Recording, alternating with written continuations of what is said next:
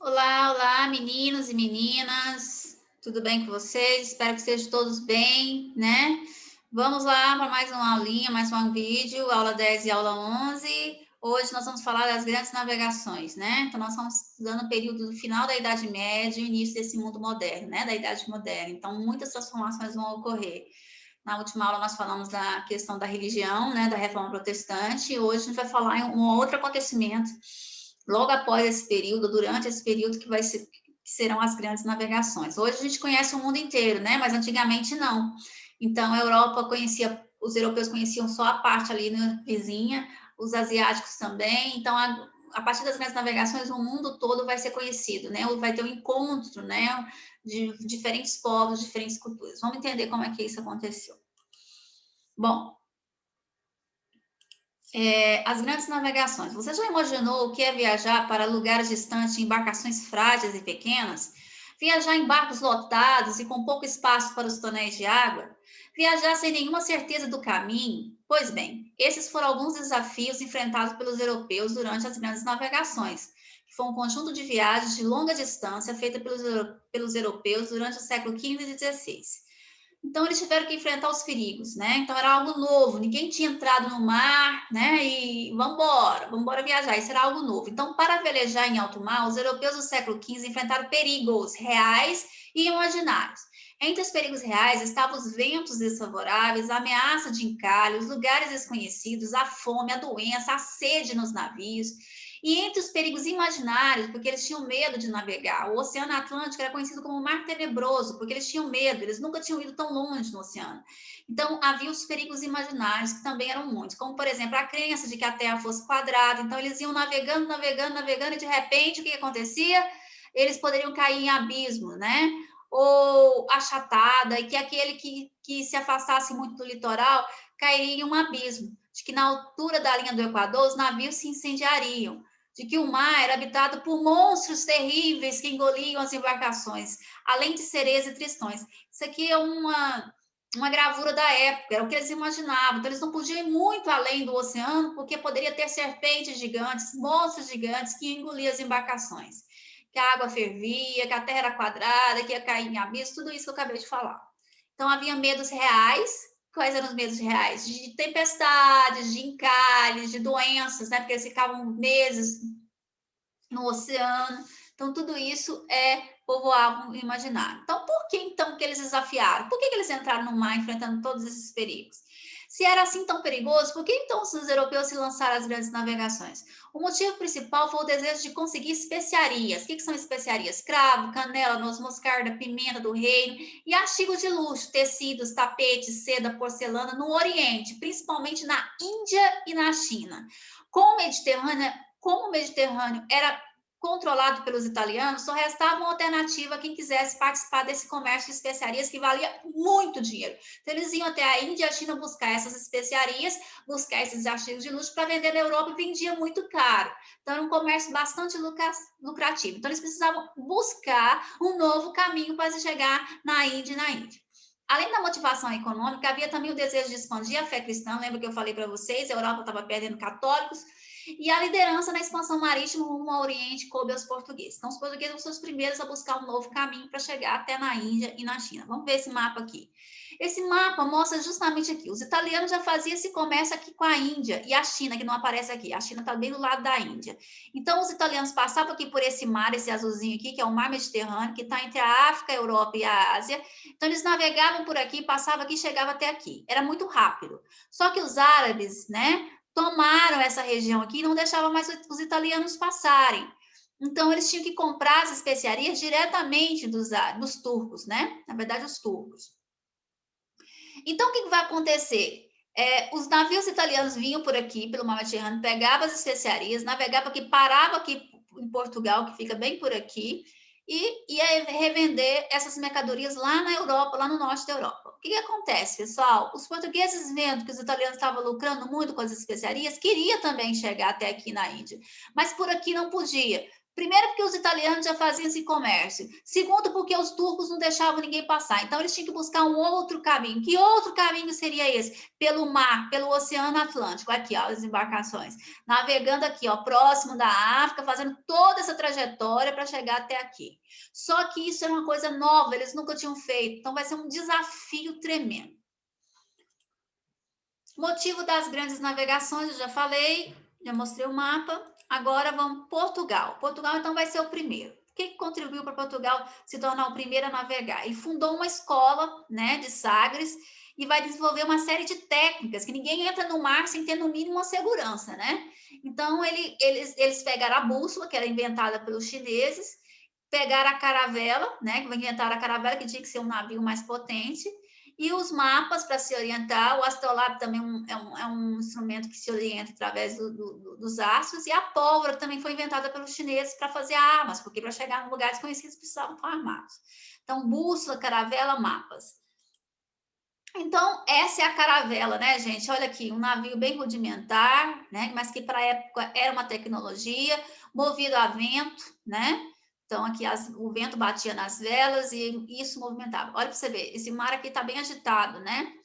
Então, era extremamente perigoso, né? Mas era a tecnologia de ponta da época, as caravelas. Também a bússola, tem aqui o desenho da bússola, é tipo um reloginho, ela sempre indica o norte. Então, se você sabe onde é que está o norte, você sabe onde é que está o sul, você sabe onde está o oeste e o leste, né? Então, serve para orientar no oceano. Senão, se você o oceano é imenso, né? Se você não tiver um instrumento de orientação, você se ferra.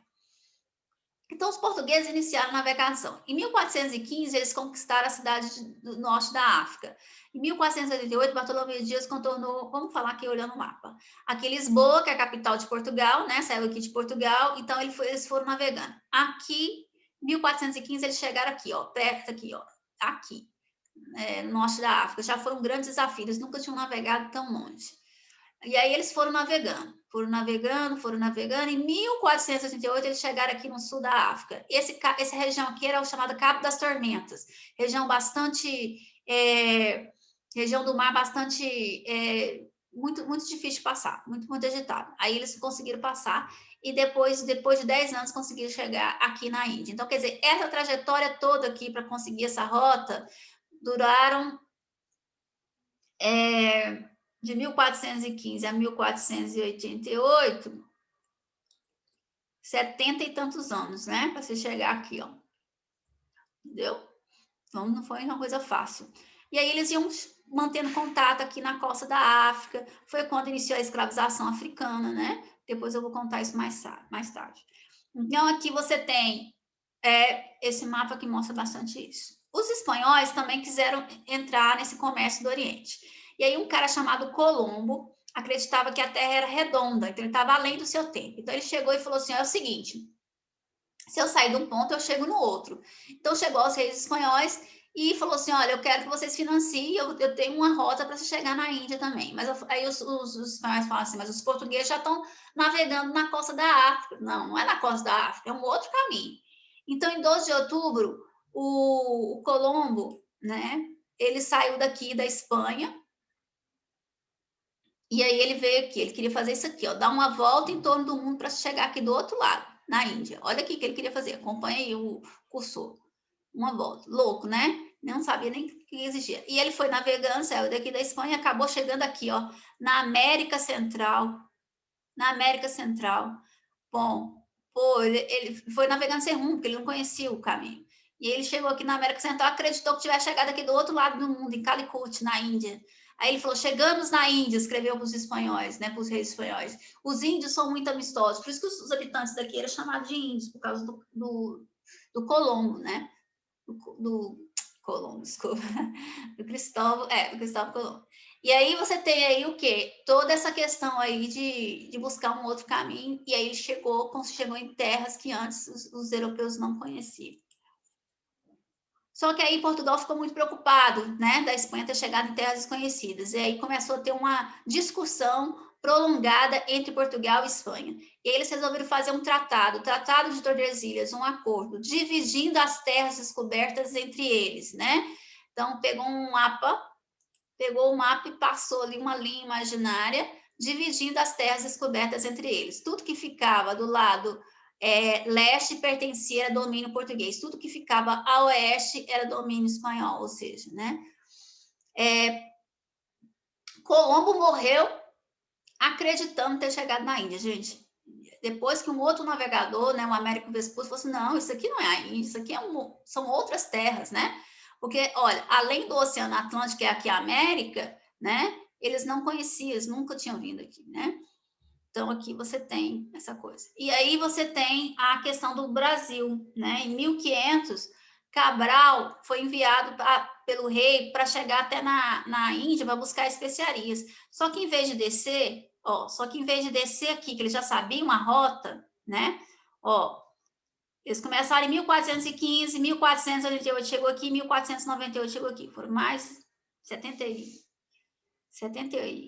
1800, 1488, 1415 menos 1498. 83 anos, né, para fazer essa rota. Eu falei errado. 83 anos, tá, gente? Então, 83 anos significa o quê? Significa que eles já sabiam a rota nesse período, isso em 1500.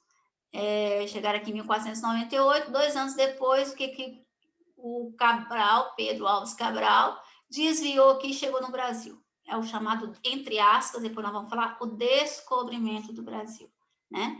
Depois ele prosseguiu a viagem, chegou até Calicut, na Índia.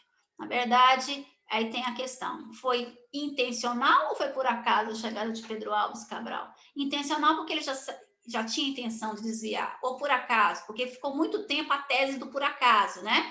Que os portugueses foram desviados, as embarcações, na verdade, eles queriam descer aqui a África, mas aí os ventos, né, que as caravelas desviaram, as caravelas, eles acabaram chegando em um ponto desconhecido aqui, que seria o Brasil, Porto Seguro, na Bahia. Não, mas aí os historiadores atuais falam assim, não tem nada de por acaso, não foi intencional, eles tinham a intenção, eles já conheciam as terras brasileiras, sim, pelo Tratado de Tordesilhas, e Pedro Alves Cabral, a mando do rei, veio tomar posse das terras que pertenciam a ele. Então, qual é a questão? A questão é essa aqui, ó. Se a gente for pegar o Tratado de Tordesilhas, né, a gente vê aqui, ó, tá vendo? Essa partezinha aqui do Brasil já pertencia a Portugal, que é onde o Cabral chegou. Então, na verdade, ele vai tomar posse dessas terras e depois ele continua a viagem para a Índia, né? Então, esse pedacinho do Brasil aqui, na época, já pertencia a Portugal, eles já sabiam da existência, então eles não chegaram aqui por acaso, né? Então, não foi por acaso. Mas, assim, na época, a tese era que foi por acaso, que os ventos desviaram as embarcações e acabaram chegando aqui. Ok? É isso aí, beleza? Tentei falar o mais rápido possível, mas é complicado, essa aula é muito grande. Beijinhos, se cuidem, fiquem com Deus.